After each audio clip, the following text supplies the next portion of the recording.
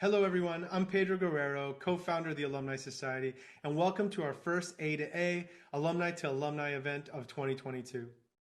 One of the many benefits of being a member of the Alumni Society are the lessons we learn from the connections we make in this group. Our shared experiences are the underpinnings of a connectivity we simply don't get anywhere else. And it's in sharing those experiences with each other where we learn and grow.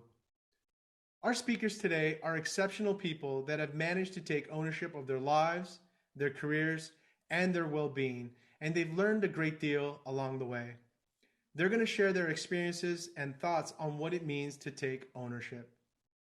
And like any good Alumni Society event, we also want you to leave today with some new friends by taking advantage of the networking session shortly after our program. Lastly, I want to thank our sponsors for their ongoing support and for the commitment they make to advancing Latino leadership. Their support today is a reflection of that commitment, and the Alumni Society could not pursue its mission nor host great events without the support of Bank of America, Capital One, and Nike. And with that, here's our agenda for today. We have 4 speakers lined up. Each will have 10 minutes for their talks. Afterward, we'll be moving to the lounges for networking, and you'll be able to move around freely and meet with fellow attendees. So without further ado, let's begin our program and hear from our inspiring leaders. Thank you, Pedro. I am honored to be here to be a member of the Alumni Society. Pedro and his team are absolute first class. I encourage you all to continue supporting and participating in the growth of this amazing organization. So thank you for having me today. I'm excited to share some ideas that have helped me throughout my career, all been in a creative manner and in the spirit of optimizing my uniqueness, right? Fact of the matter is you're all brilliant. And if you can take away 1 or 2 points today, I'd be thrilled. And so I'd like to talk about optimizing your uniqueness and how it can benefit you in business and certainly benefit the companies that you work for. And so I want to do it by discussing 3 things, right? Caso cerrado. I'm sure most of you know Caso Cerrado and secretly love it, right? The Latinx version of Judge Judy. I want to talk about Bad Bunny, one as an homage to Puerto Rico, where I'm from, but also because I think his success can show us some really valuable lessons. And I know we're not supposed to talk about Bruno, but we're going to talk about him anyways for all of my Encanto fans. And so your uniqueness, right, particularly as it relates to your Latinidad, for lack of a better term, is in demand, right? And so how do you optimize it, right? My grandmom in Puerto Rico used to have these couches covered with protective, clear plastic coverings, right? I hated them. So when you sit in them, the hot weather would stick to you, right? And as annoying as that was, seeing Caso Cerrado come on TV created excitement, right, across the house. The show is fake, right? And most of the times that we watched it, my grandmom and I debated whether or not the show was real as opposed to discussing the actual case. But we bonded, right, every day of the week by watching Caso Cerrado. And so when I left Puerto Rico to the States, I had a hard time, right? Speaking the language was difficult. Fitting in was difficult. I didn't feel accepted. What threw me over the edge, though, was one day clicking through the channels, and what do I see on TV? Judge Judy, right? And so my mind was blown. I had no idea that this concept was replicated in other places, right? It turns out Judge Judy came first, but I didn't know any of that. So when I went back to Puerto Rico, neighborhood kids moved on, a place that felt like home originally, now not so much, right? Looking back, that was a really, really tough time in my life. And now feeling like, I don't feel like I have a home directly, right? I have to adjust to 2 different cultures. It's like that scene in the movie Selena when the dad talks about having to be twice as perfect. We have to know about Oprah and Cristina, but for me, it was Judge Judy and Caso Cerrado, right? But now I see that point, right? I see that period in my life as an incredible learning opportunity, right? I learned the value of adjusting to different cultures and establishing a strong sense of cultural awareness. If you come from a Latino household and live in the United States, you too have had to adjust to different cultures, right? And so why do I share this story? Caso Cerrado, I think, is one of the most iconic shows that most Latino households have in the background, right? Our ability, my ability, your ability to relate on Caso Cerrado, our ability to relate on that annoying plastic covering on our couches, right? You know, you have them too. Our ability to relate on the movie Selena, right? To find commonality with the Latinx consumer and establish rapport makes you highly desirable to companies, right? That intangible, that ability to establish a bond goes very far.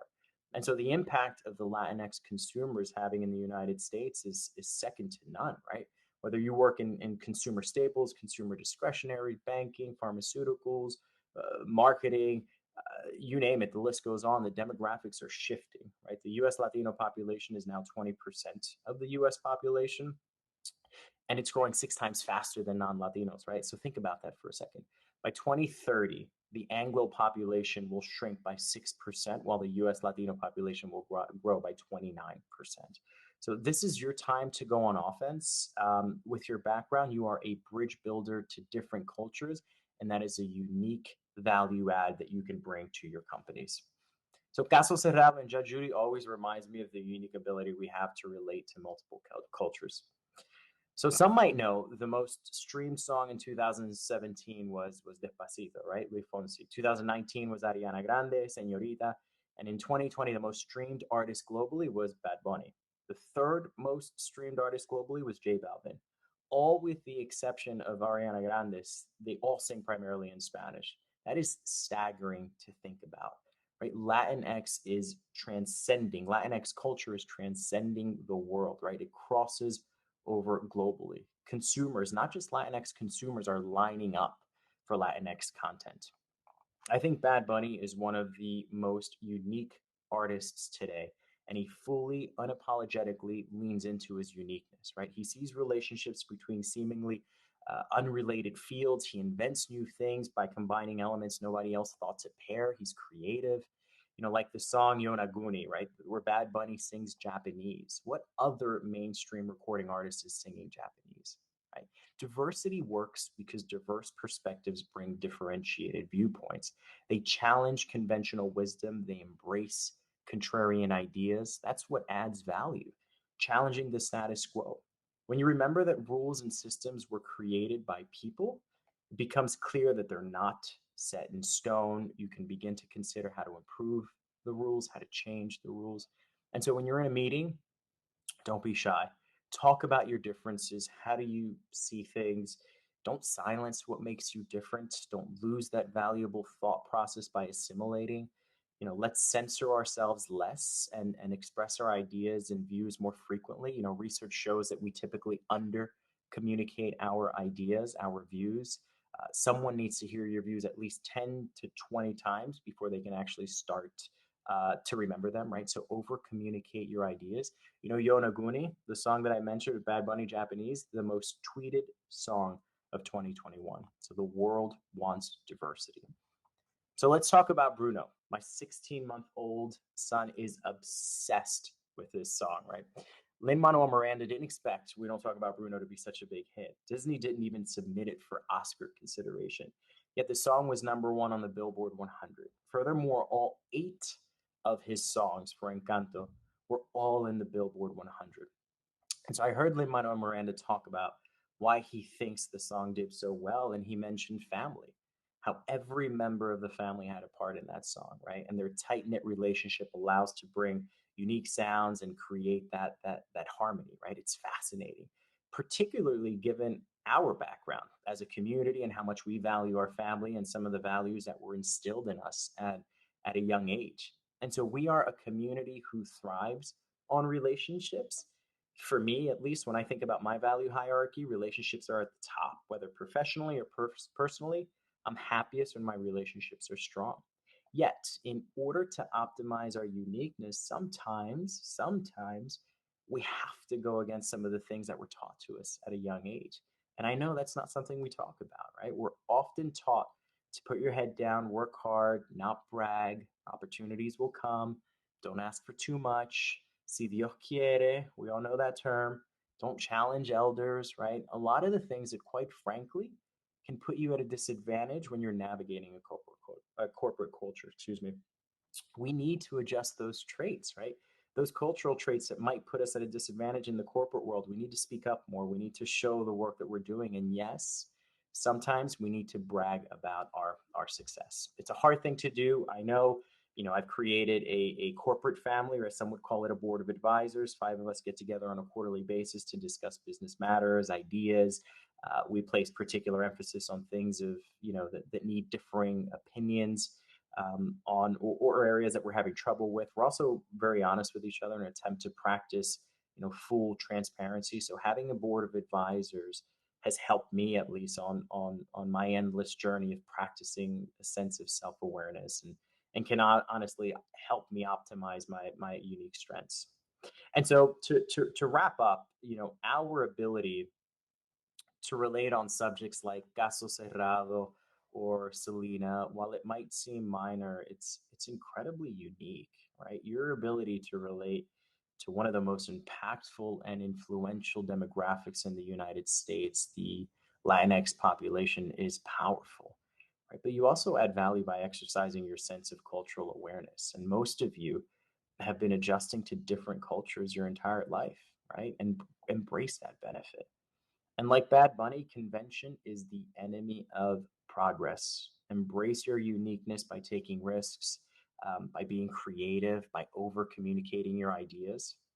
And lastly, we don't talk about Bruno, but we certainly need to talk about those cultural traits that might put us at a disadvantage in the corporate world, right? But be sure not to give up the essence of your culture. Putting our head down and working hard is certainly great advice, but let's look up from time to time and talk about the great work that we're doing. And if you need to create a board of advisors to keep you progressing forward, then go for it.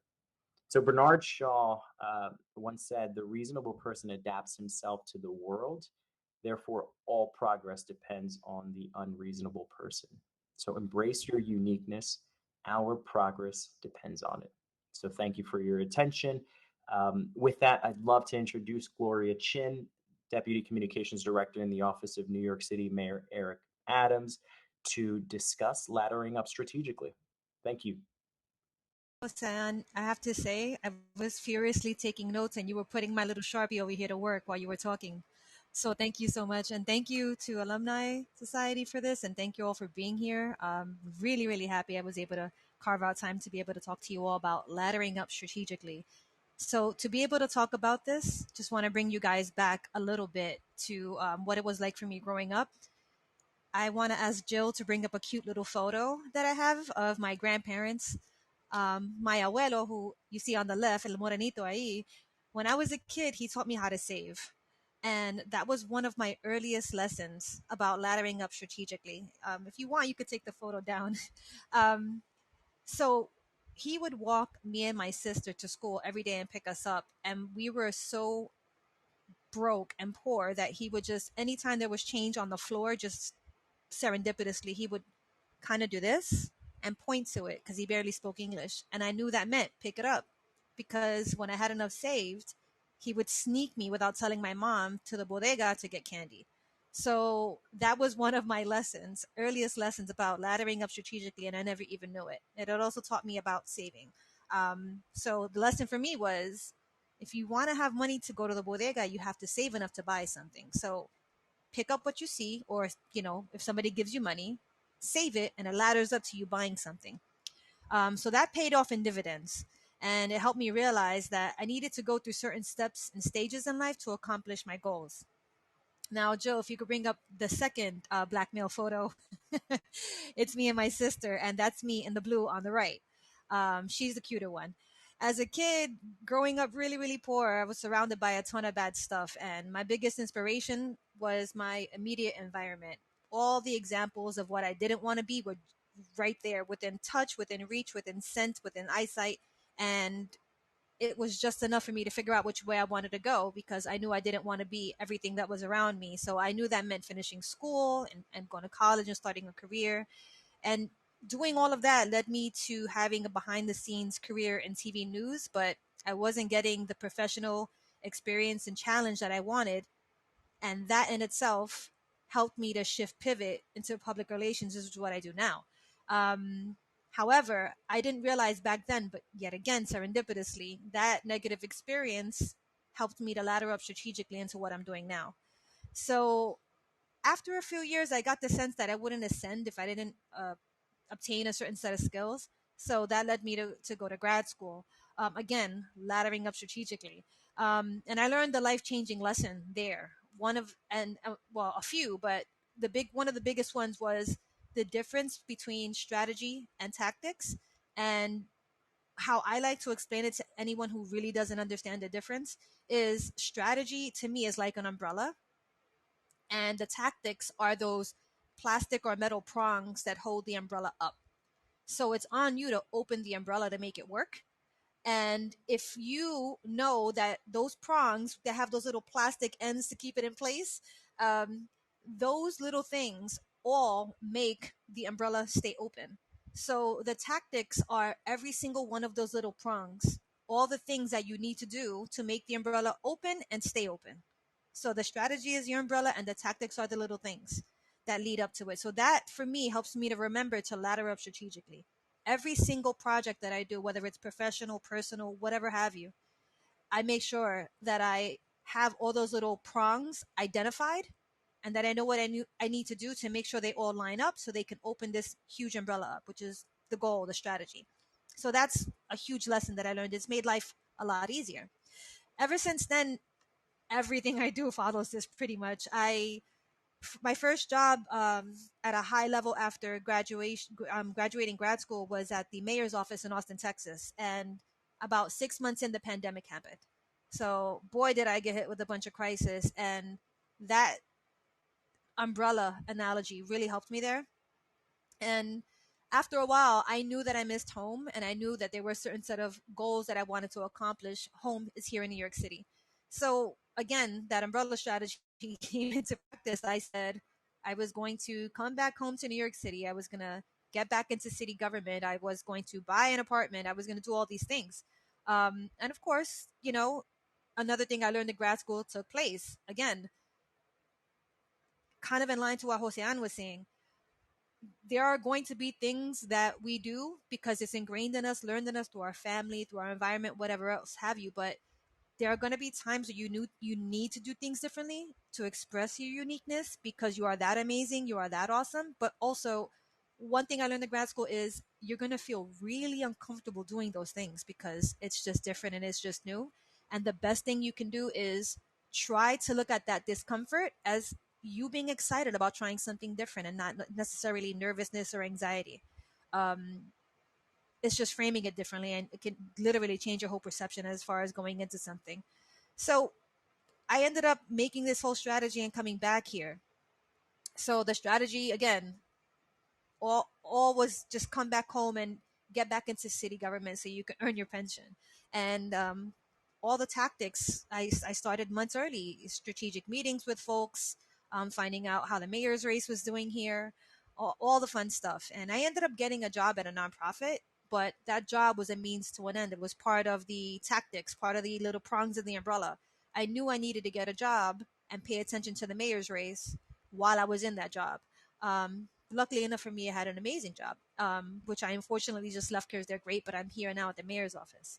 Um, Another thing that I want to leave you guys with, apart from the analogy and the, get used to being uncomfortable at times to try new things, is this other thing I learned in grad school, which is a 30-60-90 rule.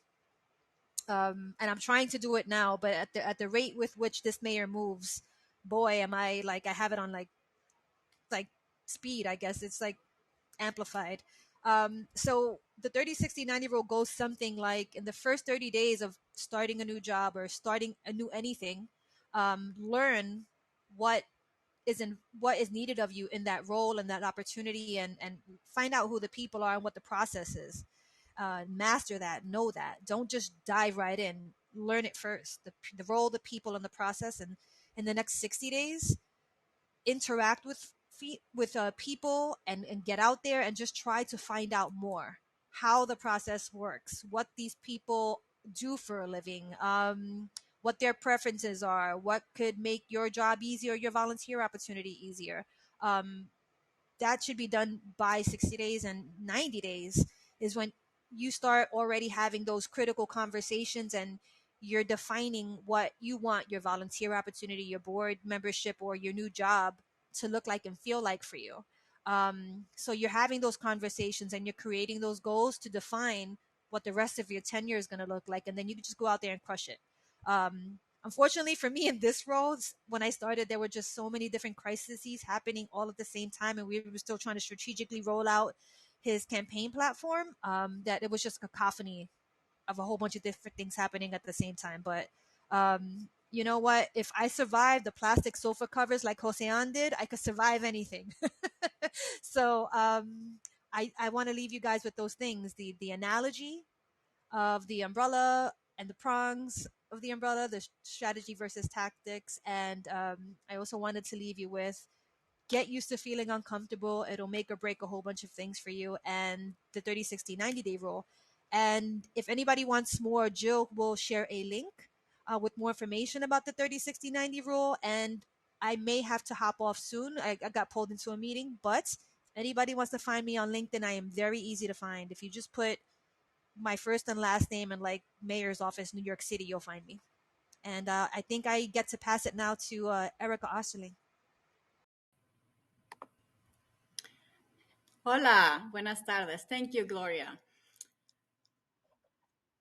I'm thrilled to participate in this event today and to also get to listen from my peers. I could continue just into, with those two conversations. I want to say thank you, Jill, for the invitation, and both Ashley and Jill have been amazing preparing for it.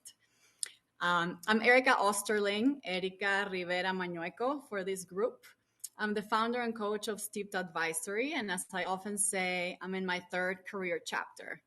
I focus my work to help experienced leaders create breakthroughs in their roles and during career transitions. I also have the privilege to serve as a coach at HBS and an executive coach at the Leadership Consortium, which is an organization that prepares high potential talent to excel in leadership roles. So this is my first time participating as a speaker, so I would love to share a little bit about my background. I was born and raised in Mexico. I went to Monterrey Tech, and then I came to work for GE. So I've been in the US for over 20 years. My first 15 years, I followed a corporate general management track. In late 2017, while on maternity leave, I made a significant transition into executive search with Russell Reynolds until May 2020, when I transitioned full-time to coaching. I live in Houston with my husband, Scott, whom I met at HBS, and we have two little girls, 4 and 5, so keep us busy. A few fun facts. I am a pescatarian who loves bacon, and I am an only child, and I call my parents every day. So by the way, I'm in Mexico this week for spring break in beautiful San Miguel. So this is not my typical office. So back to today's topic. So taking ownership, a topic that resonates so much with me and that gives me so much purpose in the work that I do to help leaders find their own answer. So I'd like to start by sharing that, well, I don't know all of you who have joined us today. I do have a strong point of view that regardless of our personal stories, by being part of this group, we are privileged. And this status leaves us to many opportunities and often a high degree of optionality, but also presents a set of challenges. So making this topic even more relevant for a group like us. So with that perspective, I'll be sharing today a phrase or framework I often use. Much of it comes from recent personal experiences, and I continue to refine in the work with others. So in the time we have today, what I want to do is to show what is possible when we allow ourselves to be intentional about owning our own definition of success. My hope is that this chat touches you in a way that you become energized to design, embrace, and pursue your own definition of success. If we pause for a moment, every single one of those words is hugely tied to ownership. So first, what is success? To experience true success is to feel fulfilled and with a deep sense of purpose. I also emphasize your own because it's personal, as Pedro included in the invite.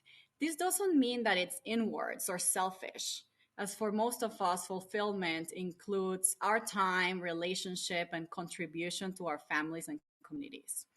So how do we arrive at our own definition of success? The best three words or verbs that I believe capture the work that needs to be done are design, embrace, and pursue. And now I'll explain what I mean by them along with some short, inspiring stories. So, design is when we're intentional, when we develop high self awareness from a combination of reflection and gathering external perspectives. Favorite reflection for me at this phase includes of what I'm good at. What do I want to do more of? What gives me energy? What drains me? And what are my non negotiables? I also like design as a word because here we can create hypotheses and often we can pilot or test them. When we do this well, we have clarity and focus. So, a leader situation that best exemplifies this is an experienced MBA in India who founded her own education consulting company several years back. Initially, she came to work with me on search strategy and interview skills to rejoin corporate. So, given the magnitude of the change, I encouraged her to step back and create a comprehensive picture of her own success criteria. So we worked through it a couple of sessions, and one day she joins Zoom, shines through the screen, and says, who am I kidding? I hate working in large groups. Just thinking of dealing with large cross functional teams in a multinational makes me cringe. I am at my best working by and for myself, and I'm going to double down on my business. After that, she took 2 weeks to get away from family and work to strategize her business next steps. So, moving on to embrace. So, in my opinion, in my experience, it is often the hardest step for leaders like us. So, embracing means more than coming to terms or getting comfortable. It's owning, it's feeling pride, it's standing tall with our own truth. So the journey there many times requires us to address deep tensions or even conflict with our own internal and external expectations, families, friends, other alums. When we do get there, the emotion is centered and weightless. So, a very vivid example that still gives me goosebumps is from a former head of supply chain from a public industrial company in Texas. She was at first seeking coaching to deal with a tough male dominated culture and an absent manager. So, in our first sessions, besides telling me how overwhelmed she was, she shared that she had lived overseas earlier in her career and loved it, that her husband is from the Nordics, and how much they, including their 2 kids, enjoy being the summers there, surrounded by his family. So, it was evident how meaningful this was to her. So this was a voice that had been quieted for a while. She struggled leaving her impressive career and the feeling of starting over, that the taxes there are exorbitant, etc. So I encouraged her to reflect deeply on our conversation with a particular mindset in mind: could versus should. Could is always full of possibilities. So next session, she got on and said, I'm throwing you a curveball. We decided to move to Finland. Can you help me find a job? She went for it. She landed a senior role at a top consulting firm in 3 months from Texas with a team culture that she relates to. And last week emailed me that they booked a one-way ticket to Finland on April 2nd. So moving now to pursue. For me, pursue is moving with laser focused action, taking steps, even the hard ones, being relentless and creating accountability. If things get tough, we draw upon the clarity and conviction from the earlier phases. So the emotion there is energized and in control. One of my favorite examples, a now former strategy consultant in Boston, had decided that she wanted to contribute directly to the biotech industry since the pandemic started. Her schedule, as you can imagine, was very hectic, so she kept postponing it for months. Her pursue moment came to life when she visualized introducing herself with the role she wanted at the healthcare conference that she was co-leading. From there was no more excuses. She grabbed onto that visual. She put her consulting skills to work and did likely the most thorough research I've ever seen. She reverse engineered the careers of many industry leaders she admired, identified two distinct roles that were part of each chief business officer's trajectory, and landed one of them at Moderna. So, as we get to a close, I intentionally made the earlier vision circular to show that this work is not static and rather a journey. I very much subscribe to the concept that our combined life and career is like a book with a number of chapters with highs and lows in the story. However, each chapter doesn't have to bear the heavy lifting of the opening one. Rather, it is propelled and informed by the earlier ones. Thank you for gifting me this time and space. I love to connect with many of you, and I can't wait to hear about your own chapters and success stories. Gracias. And with that, I would love to introduce Orlando Gomez, Senior Business Development at Drift and founder of Web3 Familia, with the topic of Own Your Story, Own Your Value. Thanks so much, Erika. Hey everyone, I'm Orlando Gomez. I also go by my initials OG, and it's an incredible privilege to speak to you all today. Major thank you to Pedro, Jill, Ashley, and the rest of the Alumni Society team for organizing this event, and to Josean, Gloria, and Erika for sharing their amazing stories and advice. Today I want to talk about owning your story and owning your value. My dad came to the US from Mexico and worked in the strawberry fields of California, where he fought deportation every day. He eventually found his way to the steel factories on the south side of Chicago, and that's where I was born and raised. I had a humble upbringing filled with love and tortas, but also filled with gangs. I worked hard to attend a good high school, the same one as Michelle Obama, and I rode the train for 4 hours every day to go to it. Once I got there, I felt like I made it. I started taking my foot off the gas and tried to be my own man. I started getting into trouble, went to summer school twice, and was going to get expelled. But before expelling me, the school brought my parents in for a parent-teacher conference, and that meeting changed my life. I looked over at my dad, the same man who left everything behind in Mexico to give me a better life, the same man that was pulled out of the 3rd grade to take care of his siblings, and there were tears swelling up in his eyes. From that day forward, I vowed to never, ever take an opportunity for granted, especially education. By then, it was too late to get into a good college, so I ended up attending for a for-profit college that's no longer around. I needed to take ownership and create opportunities for myself. So at 20 years old, I packed my bags and I moved to Columbus, Ohio to start my career as an assistant store manager at a Walmart supercenter. I quickly realized that retail management wasn't the type of work I wanted to spend my life doing. I had always pictured myself in finance. I've always been an avid reader. Many of my favorite books had to do with Wall Street. Books like Liar's Poker from Michael Lewis.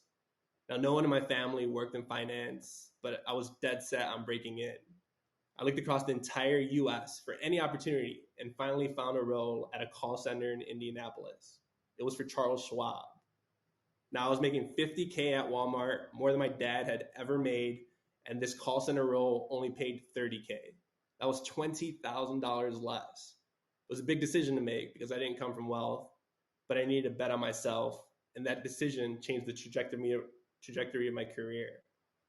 Because despite working at a call center, Charles Schwab would sponsor their reps to receive their Series 7 and 63 licenses.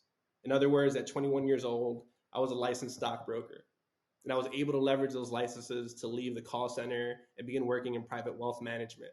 I worked as part of a team managing over $1 billion in client assets. It was more money than I had ever seen, much less actively invested. I was making $1 million trades and sweating through my Brooks Brothers shirts doing it. I was finally working in finance, but there was something nagging me. Here I was managing the money of literal billionaires, yet my family was still living in an unsafe neighborhood on the south side of Chicago, and I wasn't learning how to manage their money better. See, what I realized is access is everything, and my parents and I didn't have the same access to investment opportunities that others had, and I wanted to change that. I wanted to learn how I could help families create generational wealth, and that's why I applied to the Peace Corps to serve as a community economic development volunteer. I was accepted and I was assigned to a mountain town in Peru, 10,000 feet above sea level, that would have no running water for 2 years, which meant taking bucket baths and washing my clothes by hand. My parents were confused as to why I would want to do that. They were like, mijo, but we left all that behind in Mexico to give you and your siblings a better life in the US.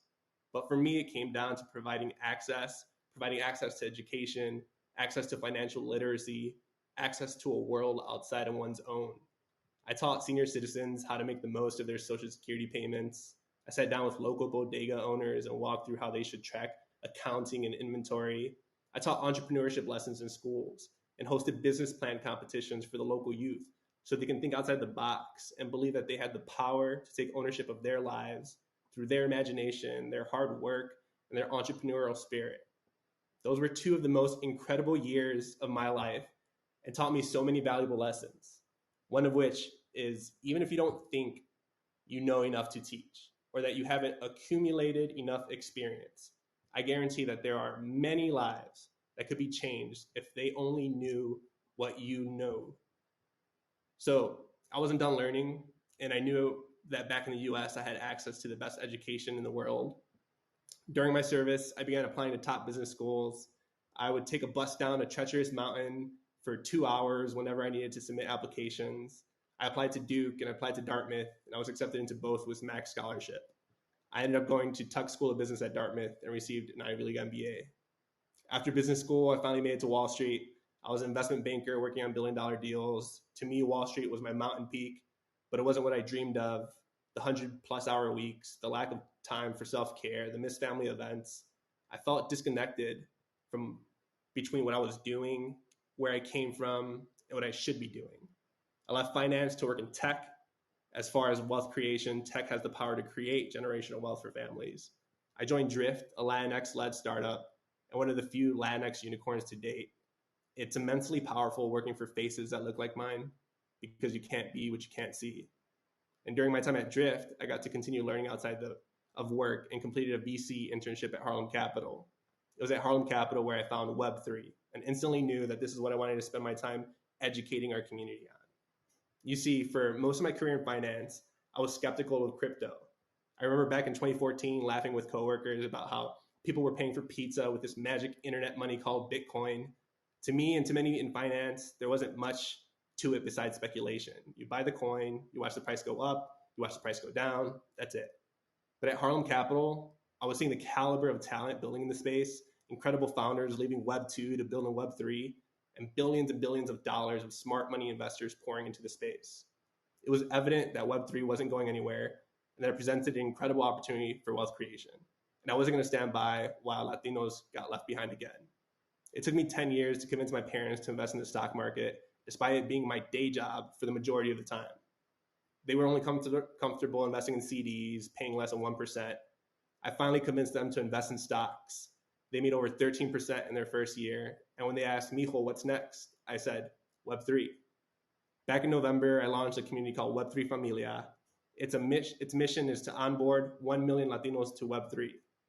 I was new to the space and I wanted to learn. What surprised me was the number of Latinos who also wanted to learn, but hadn't found the right community for them. Web3 Familia got instant traction as a safe space where Latinos and allies can hang out, learn together, build together, and see themselves represented in the next frontier of technology.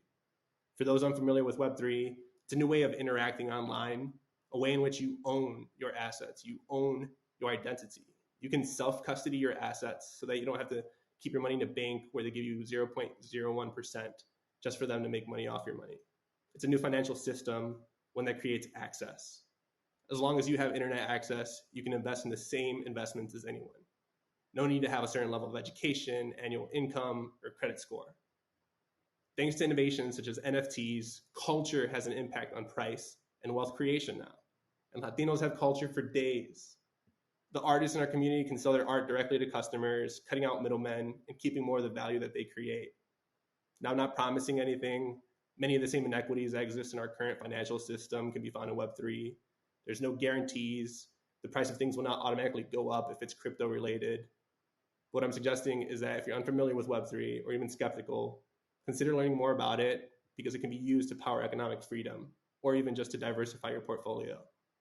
Only invest if you're comfortable. It took me many, many years to get there. And trust is the biggest hurdle for onboarding Latinos or anyone to this space. As soon as we hear the word guarantee, our walls go up and we're like, scam, keep that Herbalife stuff away from me. But what I'm most excited about is the opportunity in Web3, the opportunity for ownership, the opportunity to see more Latinos interested in finance, interested in tech, and interested in the intersection of the two, which is Web3. Because it's a fact that talent is equally distributed, but opportunity and access just aren't. And it's time we finally change that. Thank you. I'll hand it back to the team. What incredible talks. Thank you so much to our inspiring speakers for sharing their insights on taking ownership. Events like today is what we live for here at the Alumni Society. I want to thank all of you for joining us today, and thanks again to our sponsors, Bank of America, Capital One, and Nike for helping to make today a reality. Please keep an eye out for an email tomorrow asking for your feedback to this event. Your feedback helps us craft impactful events like the one you attended today. And lastly, after 2 years of being online, the Leadership Summit will be back in person in Manhattan on Thursday, June 23rd, so mark your calendars and register to attend. Now it's time to switch gears, unwind, and meet fellow Alumni Society members in the lounges. I'll leave you with a brief instructional video on navigating the networking session. See you at the summit.